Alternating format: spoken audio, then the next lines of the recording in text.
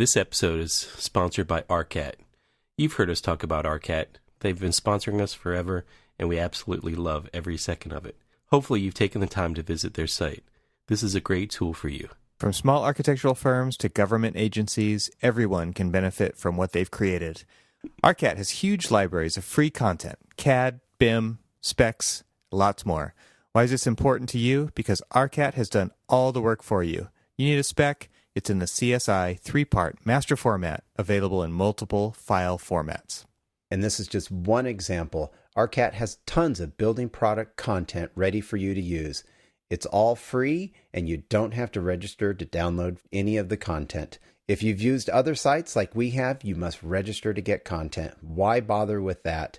Go to Arcat. Make sure you check them out. They are at arcat.com, and we really appreciate their sponsorship of Archispeak. This podcast is also sponsored by BQE Core, and we are so excited to have BQE back once again to sponsor this show.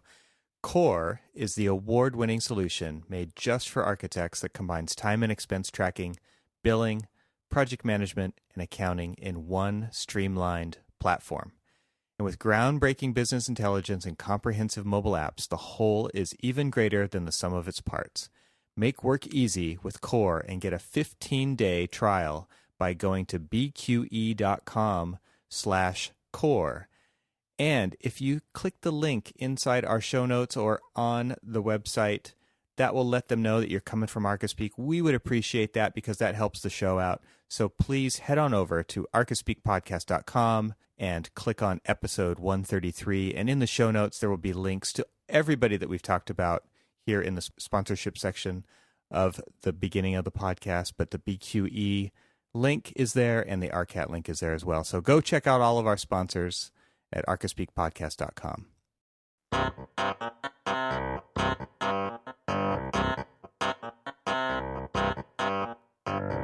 Welcome to Archispeak, the podcast that talks about what it's like to work in the profession of architecture.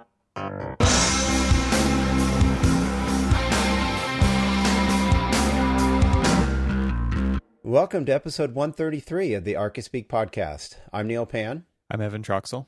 And I'm Cormac Phelan. Something we wanted to do this episode was just do a little bit of follow-up from previous episodes and comments and some of the things that we've been hearing around the interwebs based on previous things we've said on the show. And one of those things, we had a really great comment posted to the site, and we're breaking the rule of the commenter here because at the end of their comment, he said we don't need to respond to him. But we thought it might be interesting to do so because we've done a little bit more digging on the zero net energy stuff that we were talking about in the last episode.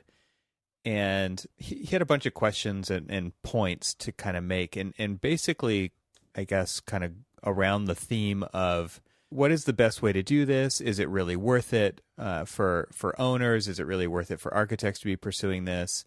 How can we incentivize people to do this kind of thing? And all around zero net energy. And there was a really good article that I guess we'll link to in the show notes too, to kind of help understand a little bit more about where net zero is headed based on research.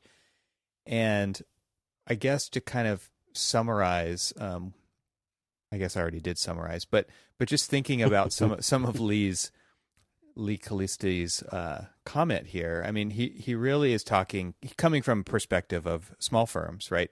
And Cormac and myself, we both talked about kind of our firm's approach to the 2030 challenge and zero net energy, and it definitely a different scenario than very small residential firms or small firms in general.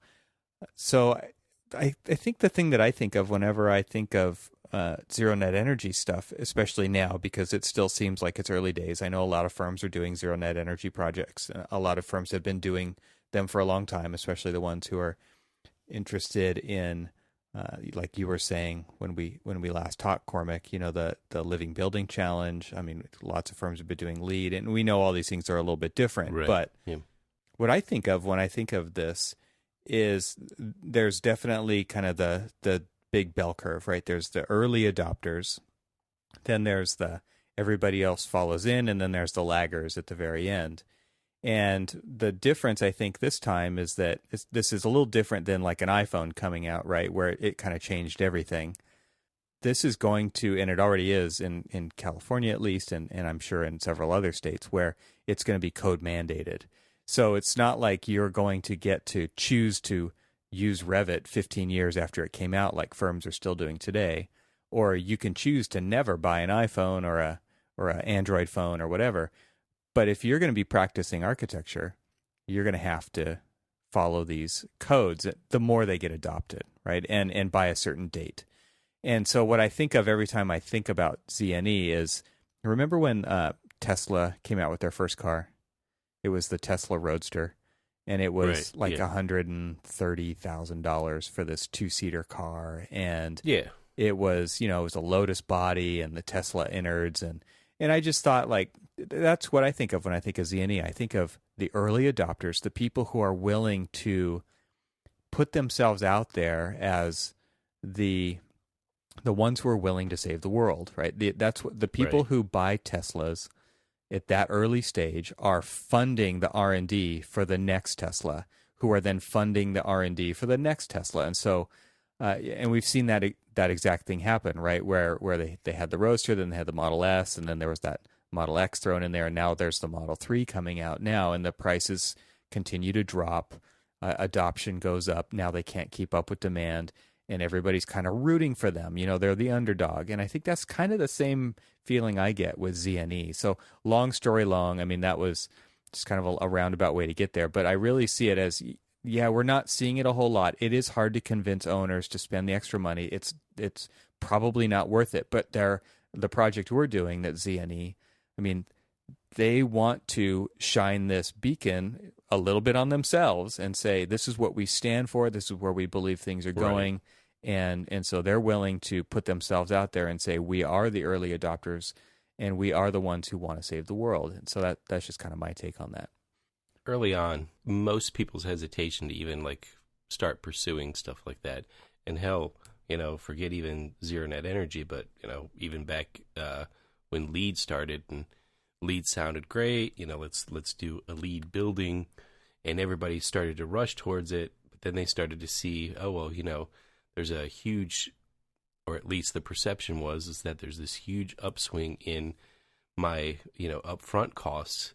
So maybe we won't go platinum. We'll go gold. Oh, no. Gold's still really expensive. Let's go silver. No, let's go certified. And then it's just like, okay, well, maybe we won't do it for every project, or we'll just do it for one and kind of see how it goes, kind of thing. And, and you're right. So the early adopters, the big early adopters, they went all in. And, it's still, I like the analogy with the Revit, what is it, 15 years later, and people are still, considering not certain it. That new Revit, I think we might give it a try. That BIM stuff. We're on 15 years of this stuff, and the next big thing's going to come out, and Revit's not even going to be a thing for forever. But exactly, the thing that I like about all of the different analogies you were giving is that, so we're using, and it's great that we're using Tesla as kind of like the directional. It's like this is, they went in, they did all of these things. I mean, because there was companies early on. General Motors is a great example of, they tried several decades ago to have an electric car, and pretty much in California was the recipient of it, and realized that it wasn't working for them. It wasn't financially viable because they, because unfortunately there wasn't the infrastructure and everything else. And so there's a whole conspiracy around that thing, right?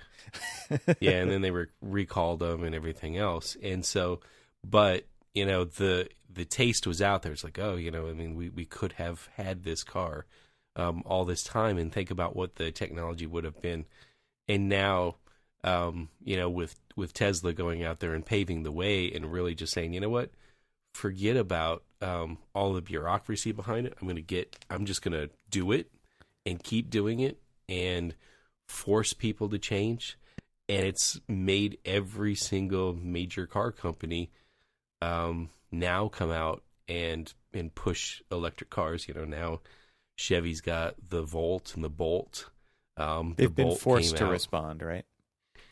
Yeah, and now Ford has announced that in the next 5 years that they're going to have 20 different models that are all electric.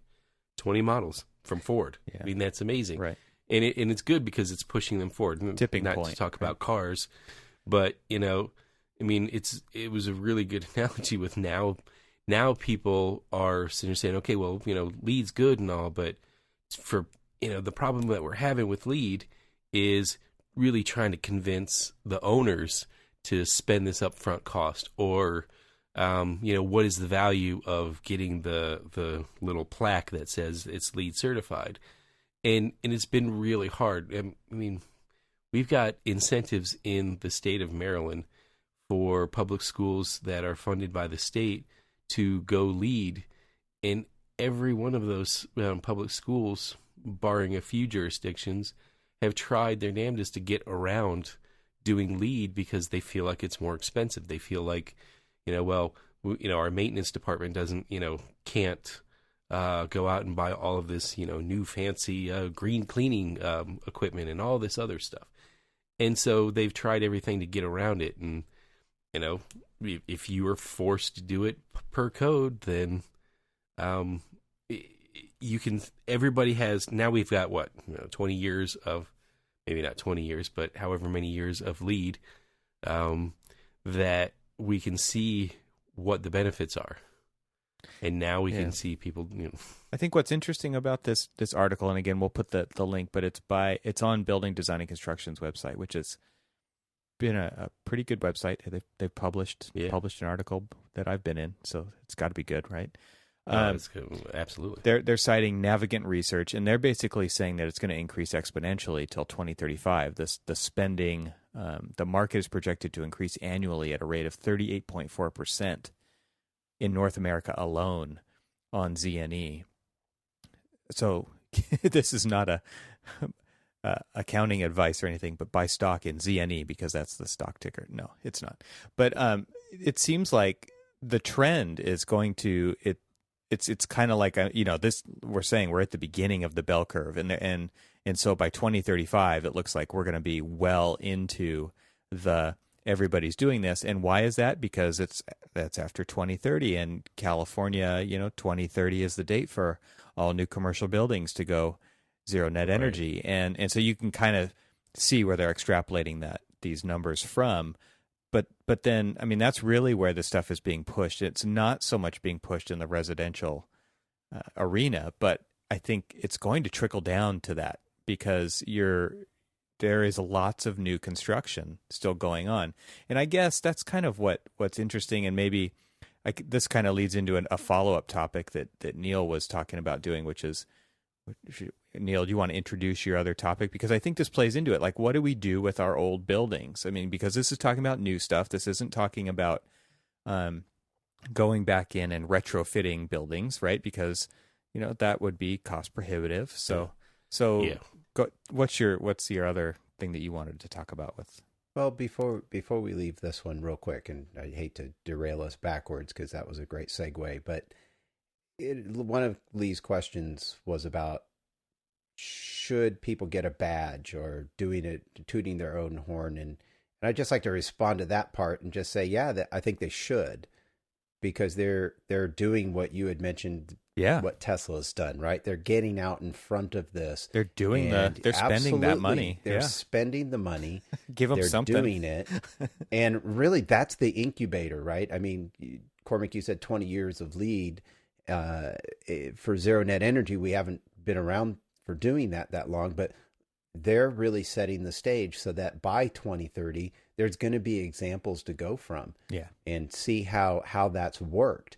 But I also think another part of his question was it's very difficult to get an owner to spend the money, right? If they don't need to spend the money, why spend the money? It's a bad business deal. I get that. And so I do think, And they don't have to yet either, but I think like no, what we but found. I mean, they're going to, Yeah. and eventually, but I think where I was going with this is to his other part of his question is, I think the best approach is to incorporate these things into the code. And we're seeing that in California. I mean, what we call Title 24 here, but our energy standards are going through the roof, and it's squeezing projects, and it's getting more and more expensive to do them. But we're going to this place that we need to get to, and we're going to, every 3 years, it's going to keep getting a little tougher and a little tougher. But I think that's what you have to do to get there. But as long as we're continuously dependent on fossil fuels as our primary source of electricity, it's becoming more expensive to operate these buildings. And see, that's where that's where we usually tend to, sway the conversation. Is they're like, well, I mean, we've got to pay this, and it's not necessarily a true perception either. I think you make a great point, and this is another part of his question, which is, should the AIA, the AEC community demonstrate the metrics and things like that to prove that it's better? The code is going to force us to do that, but I think the AIA and our community needs to get out in front and start publishing articles, not just to, like this one says, hey, there's going to be more money spent here. But I think we need to start actually showing, as these buildings that have been built and that are out in front of this now, I think we need as a community to show those benefits over the past 5 years or the past 10 years. What is the operating cost? Because that's something that I know LEED tries to do, which is understand the operating cost of a building over time. And Life cycle I think it'll be important stuff. Yeah. to get these types of buildings and have those studied for 5 or 10 years to show building owners and building developers that over time, this will pay for itself.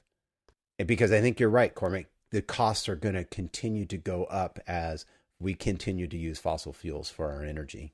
Well, the evolution of LEED is, at one point in time, it was like, well, it's one and done. You design the building and you design it for a performance level, and there really was no great follow-up. And now that the evolution of LEED is coming out, you start doing building follow-ups and trying to find out what the performance is. And now you have things like the Living Building Challenge, Zero Net Energy, and all of these are basically requiring you to go back and not just look at the upfront costs. I mean, not the upfront cost of the building, but the upfront like performance levels. And then like Living Building Challenge, it really doesn't start till a year after occupancy, when you really start to do a lot of the testing to make sure that the building is living up to what it was designed to. Because I'll give you a good example is there was a building that I worked on that we know when you first get in there, it's probably going to perform perfectly, exactly the way you wanted it to. But then the load demand on all of the equipment in there and things like that, it's going to blow it through the roof. And it's not going to do what, you were hoping to do. All of the envelope and everything is going to do what it needs to do. But, then you've got your load demands and everything else of the equipment that's just going to, kill it. But the great thing is that a lot of what I've seen, huge difference between my life when I was working in K through 12, where they, of all people, needed to do energy efficient buildings because they spend so much money on their operation costs. I mean, the operation budgets are far outweigh their capital construction budgets. And so they need buildings that perform better so that they're not spending so much money on just the day-to-day operations of air conditioning and all of that other crap. And I'm seeing in higher ed where they're willing to spend a little bit extra up front so that they can see that long-term benefit of reduced maintenance, reduced electricity costs and things like that. And so they're willing to pay that little extra. And it goes back to the Tesla analogy of like, if you're willing to pay a little bit more, you will see the long-term benefits of this. Yeah. And that's what we've got to educate the owners on. And we do it all the time. You know, people ask us, well, why are we doing LEED? And, you know, the first thing we do is we sit down and you say, okay, I'll give you another great example is we're going through some value engineering exercises. And, you know, they're like, well, you know, if we get rid of this or we get rid of this, and we're like, well, you know, you're going to lose LEED points if you do that. And they're like, well, will that matter overall? And we try to explain to them why it does matter and what the long-term effect of sacrificing LEED points. And it's not just about sacrificing LEED points, but it's sacrificing overall building performance. Yeah. Yeah. I think one of the things that a lot of architects are also nervous about is how detailed, because basically you're saying that here is how the building is going to perform, right? Based on modeling, software modeling. Right. So right. Architects are very nervous, number one, about making claims, right, for the future based on software modeling that is not perfect. I mean, we don't put ourselves out there for liability of any kind. We don't want to. And so there's that kind of trepidation when it comes to that. There's also the trepidation of learning what it takes, because it's a substantial effort to learn how to do all that as well. If you don't simply have a consultant that will do it for you, all the energy modeling, right? You will have, and especially in these smaller firms, like our person who's like Lee is asking here, is like, who's going to do that work? Because you basically have to provide that to the entity to get the permitting process through, because you have to, number one, say the building is going to perform, and here's the data that shows that it's going to perform like this. And then it actually has to perform like that over time for the certification to go through. And that is a very liable kind of situation to be in the middle of. But just know that this is what we've signed up for. I mean, this is the stuff that's in the code, at least where we're practicing and where we're concerned, because if we don't take upon that responsibility upon ourselves, somebody else is going to do that stuff for us. And again, do you want to get into the position of doing less and less, providing less and less value to the client to get the project built as an architect, or do you want to take that on and be that value? I think that's definitely something worth considering, because I think a lot of people are shying away from it, but also realize that you're shying away from your potential future jobs that you could be getting and the value that you add. And I'll also say that students are coming out of schools with knowledge how to do a lot of this, and they are super passionate about it. And so they're willing to take that kind of thing on. They don't maybe understand the total liabilities and responsibilities associated with it, but they are excited about doing it and the tools that they can use to do it. Well, and this is also becoming not just a like a sticking point for architects and owners and everybody else about, you know, whether or not to do energy efficiency and LEED and things like that. But people who are going to, like, say, let's say kids who are going to school right now who are wanting to go in and study all sorts of different types of environmental programs. They want to go to schools that walk the walk. They want to see, you know, okay, well, I'm going in for environmental design. Well, does the building that I'm going to be working in, you know, contribute or, you know, doesn't contribute to like the overall environmental impacts? I mean, there are things like that they can sell. It's just like, okay, well, why would I want to choose, you know, Auburn over, University of California? Well, Auburn does this, and all of its buildings are this, and you know, we have a long track record of doing this, or vice versa.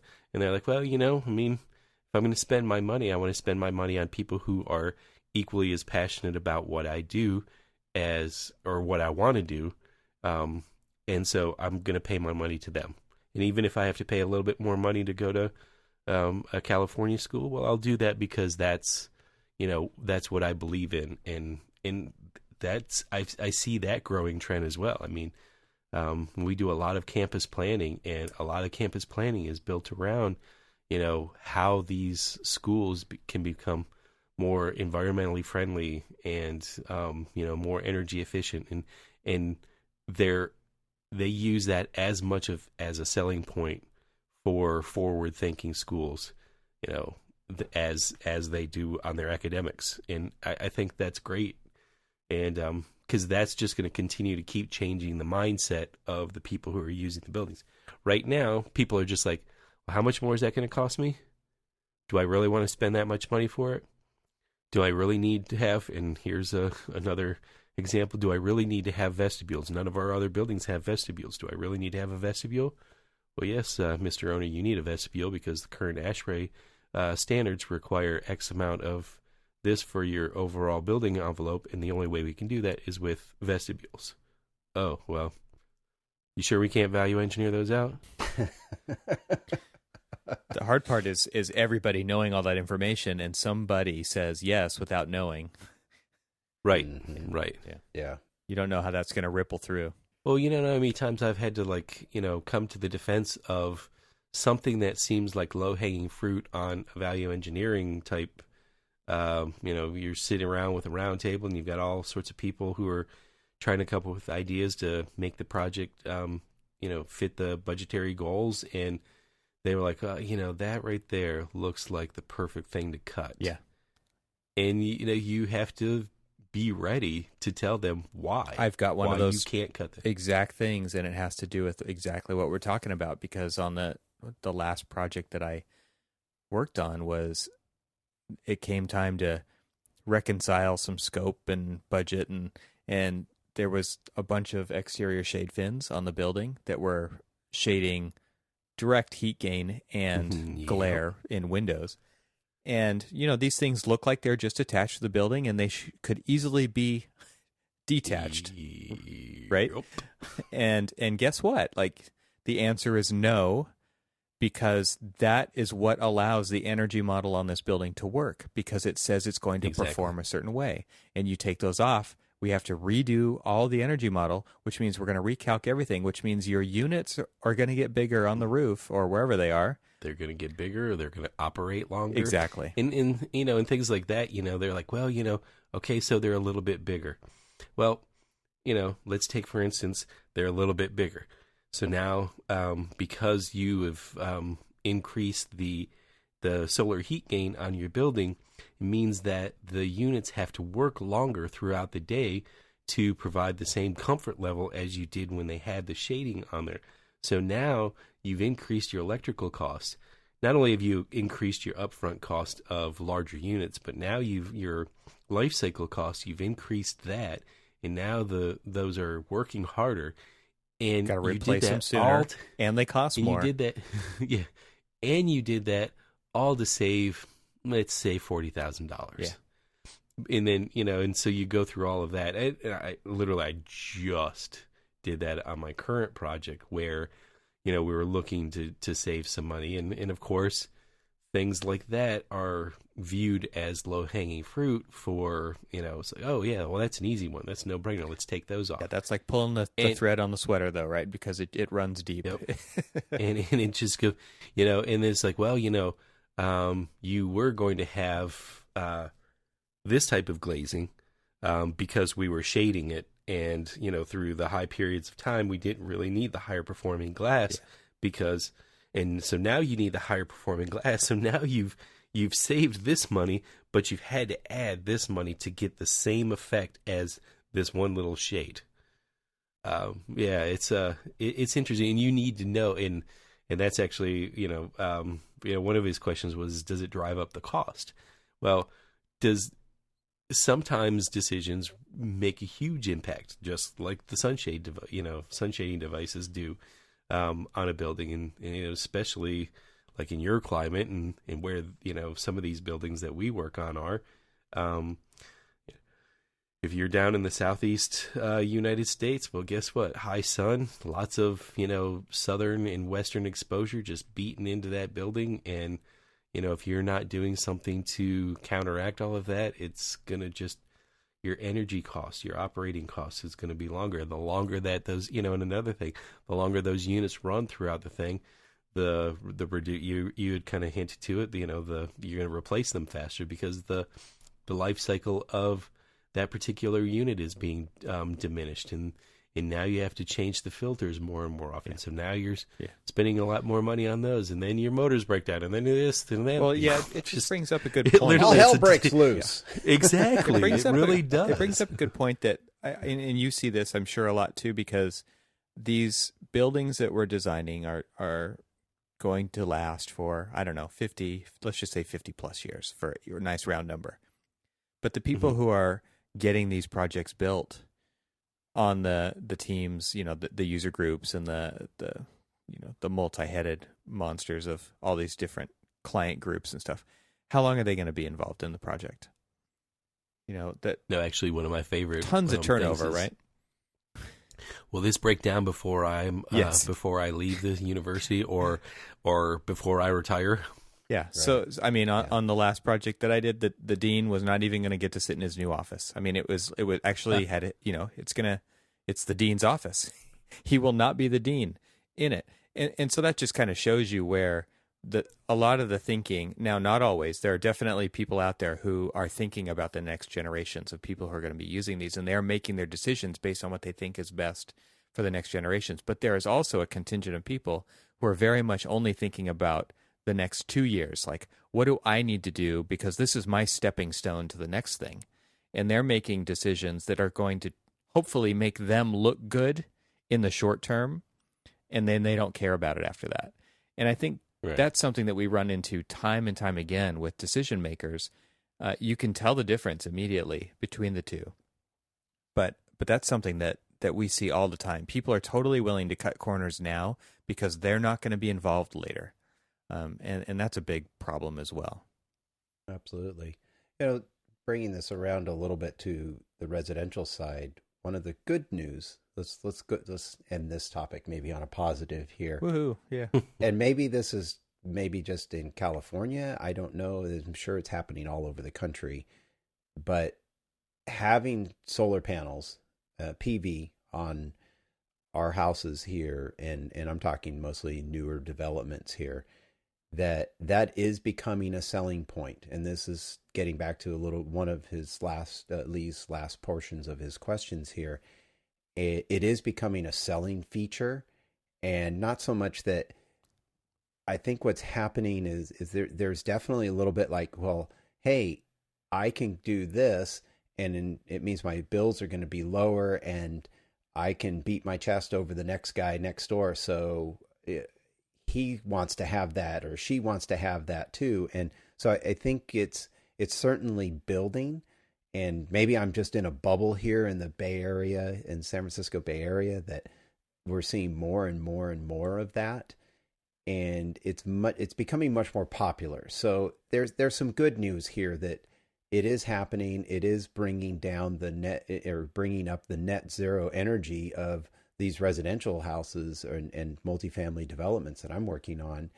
And it's becoming a selling feature, and not only just a selling feature for the buyer, but the developers as well, because it's like developer A down the street is doing it, so I better do it, otherwise my houses aren't going to sell, or my townhome units or condo units are not going to sell. So there's a little bit of this competition going on around here, and it's all a net benefit. That sounds great.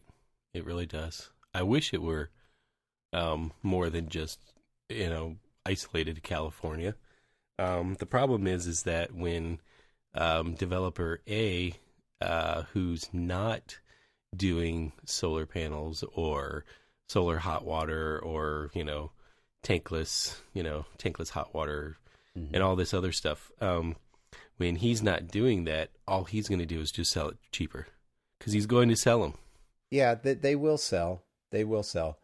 But there definitely is people here in the Bay Area have the money because of the tech industry around here and such. So, I mean, I'm jealous because, gosh, I wish I could afford this stuff, but I can't. It is happening. And I understand there's other parts of this country where oil is cheap and it's a different sort of energy market. A little bit cheaper and all that other thing. So but I don't want it to sound. I don't want to, take your high note and sound negative. But And you're I going think to. no, because I think where all of this, is going is, one of the things is it even worth the effort? Was kind of some of the things that I was pulling out of reading some of his comments and things like that were, and I think yes, it's absolutely worth the effort for us to basically spend a lot more time understanding where the market trends for sustainable building practices and things are going.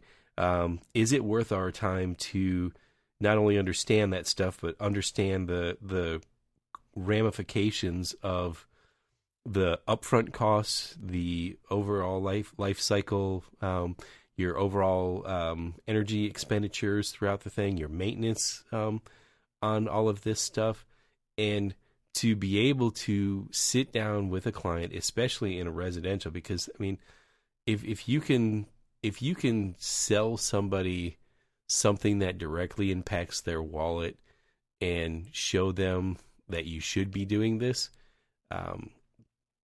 say that person is the CEO of a company and they're wanting to build a new building, and they're like, you know what?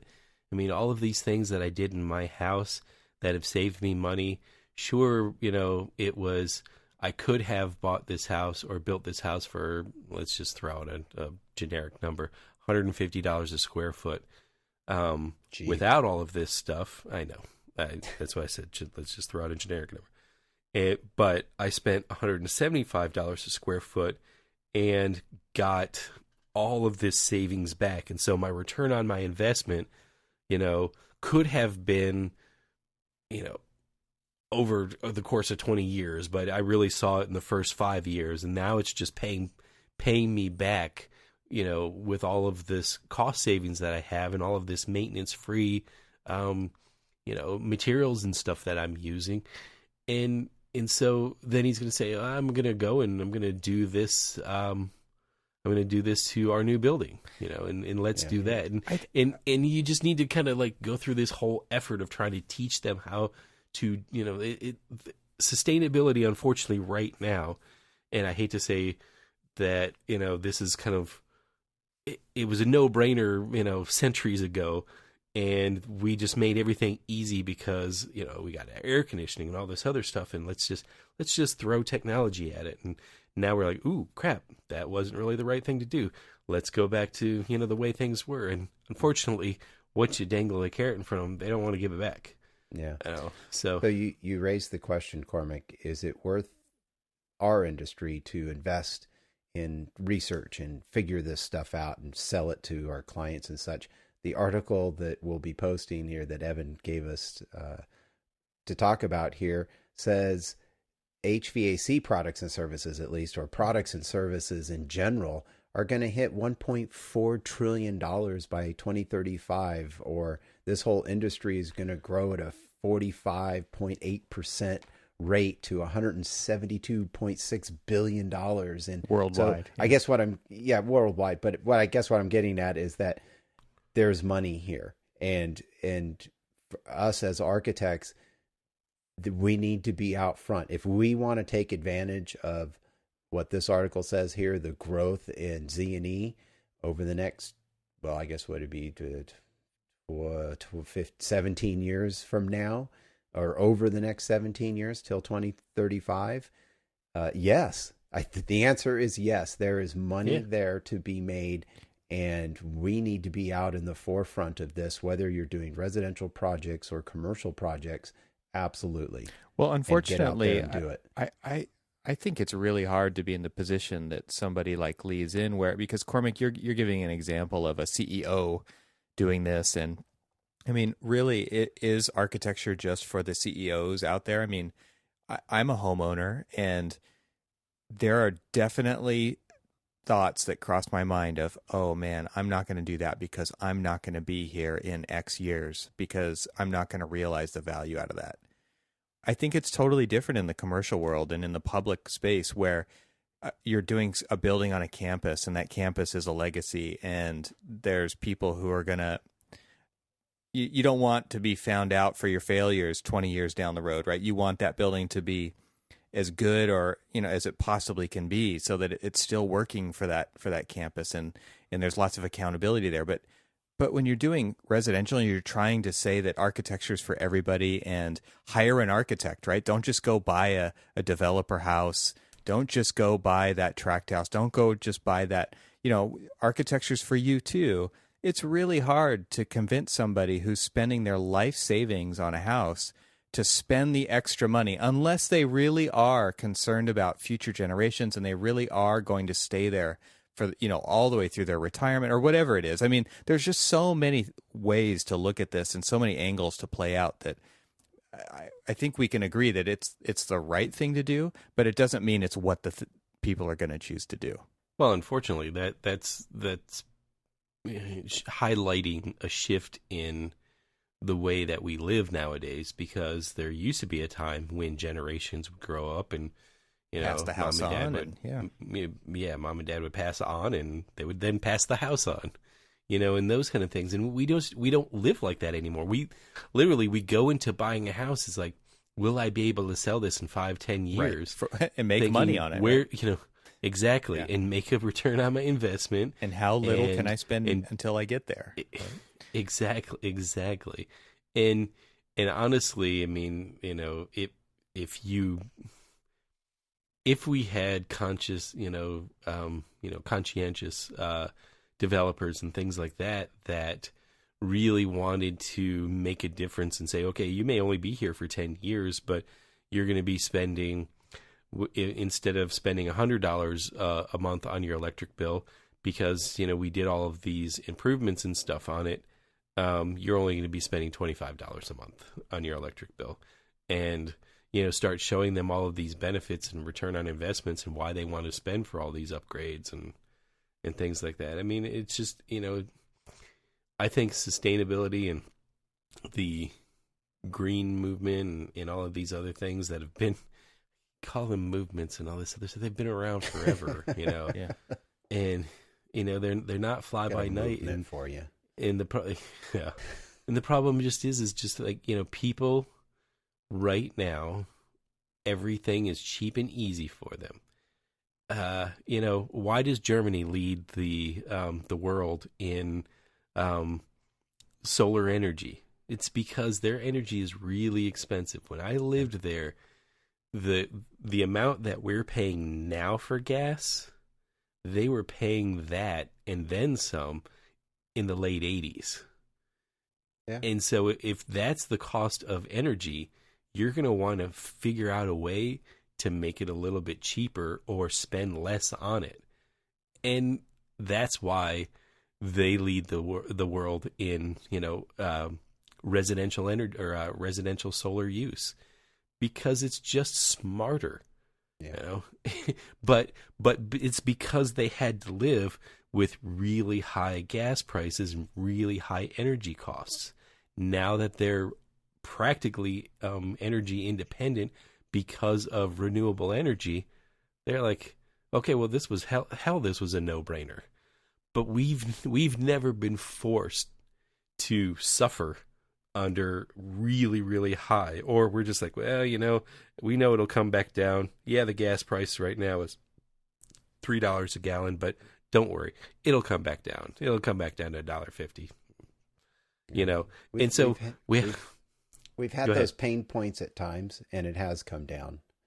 So, yeah, it's one of those things where it hasn't exploded yet, right? It's just barely being held together by Band-Aids, but it just really hasn't exploded yet. Well, the thing is that I've said this countless times over the course of the past 2 decades. Is the only way renewable energy is really going to take a foothold is if we suffer a little bit under really, really high energy costs for a long period of time, when it forces us to say, oh shit, we really need to do this. I mean, think about how many different presidents have we gone through that have either, enacted miles per gallon standards on cars and then have it repealed the next president. And then, okay, well, we're going to go and try that again. And then have it repealed. And it's over and over and over. And it's just, no one really seems to really suffer yet. When's the big suffering going to start? Sufferfest. Yeah. Exactly. So maybe at the end of the day, we just need to suffer. It's a good name for the podcast, the Sufferfest. You can listen to this. I think we'll let our listeners answer that question for us. When are we going to suffer so that this will actually change? Or I'm curious about what other people think, what have been their, trials and tribulations on how to spend, like spin or sell or whatever sustainability, when people just don't feel like spending any upfront cost, even though they're not really seeing the long-term benefits of it. Yeah. I think we brought it up a little bit in the last episode, didn't we? Where we just, there's a lot of things that we just have to do now because of code, but there's a lot of things that you don't even have to run through the client. And that sounds deceitful, right. But I don't think it is. Like, it's one of those things where it's a byproduct of the way that you already work. So there's things that you just do, and those are the right things to do for the building, for sustainability, for all those reasons. And they're not something that, maybe 20 years ago it was something where you did have to run that by the client, but now it's just accepted and it's the right thing to do. Let our listeners tell us their stories of what they've experienced. Yeah, that would be cool. Yeah, I think so. And I think we're kind of deep in this one, so let's leave our other topic that we teased earlier to maybe next time. How does that sound? Sounds good. Sure. All right. Well, with that, let me at least thank our show sponsors here, the people that keep the lights on. How's that sound? In a very energy efficient way. Absolutely. Yeah, they're all LEDs. Yeah. Well, you know what? Where you can find a bunch of LEDs? Our first sponsor. Go over to Arcat, ARCAT.com, and check out all the things that they offer, including being able to find a bunch of LED light fixtures. BIM model LED light fixtures. Is that what you mean? That's right. Absolutely. Specifying light. Or specs or everything. That's right. And hey, we're also sponsored in this episode by Core, powered by BQE. Core revolutionizes the way architects manage projects, time and expenses, billing, and accounting. All the things you need to do to run your business. Efficiently, that's right. Saves you time, gives you the visibility, flexibility, and power you need to grow your firm. So learn more about them and take advantage of their 15-day free trial over at bqe.com/core. And make sure you click the link in our show notes for that, or on the website, and let them know that you heard about them on the show. They offer a great product, so go check it out. Yeah, because sustainability isn't just about regular power. It's about manpower and productivity, too. So people power, right? Doing more with less. Doing more with less. Well, speaking of more, how would you like to have more Archispeak, right? Go check out archispeakpodcast.com, where you'll find links to our entire catalog, which actually this is our last episode of our 5th year of doing this show. You can go check out all of the previous 132 episodes by checking out archispeakpodcast.com. And you can follow along with all of us over on our Facebook page or on Twitter. And we're Archispeak on Twitter. So that's ARCHISPK, by the way. So make sure you're following the correct Archispeak Twitter account. Only one Archispeak, man. What's that? There's only one Archispeak.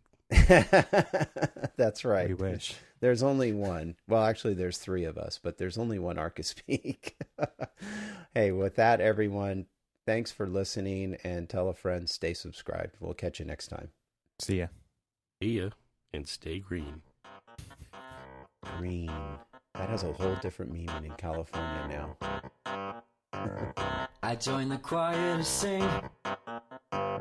They're all competing for some other thing. I joined the choir to sing.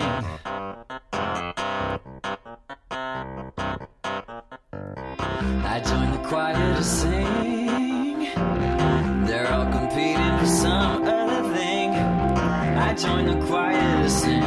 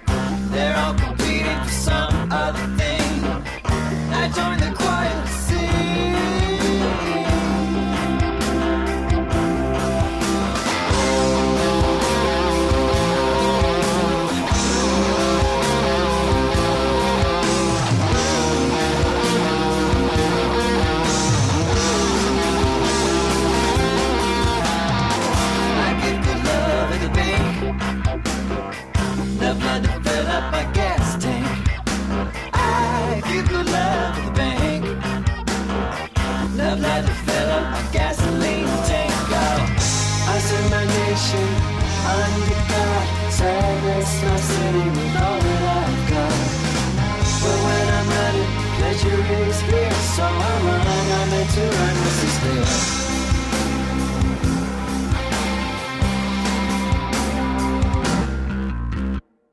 Spend time with folks at the home. How you doing? What you doing, boss? With my people who know how to get you rock. Spend time with folks at home. Now I like it hot and mighty. With my people who know how to roll. I joined the army in June. I joined the army in June. I lost my ass to please not tell. I joined the army in June. I serve my nation under God, service my city with all that I've got. But when I'm running, pleasure is here, so I run. I'm meant to run, this is prayer. I serve my nation under God, service my city with all that I've got. But when I'm running, pleasure is here, so I run. I'm meant to run, this is prayer.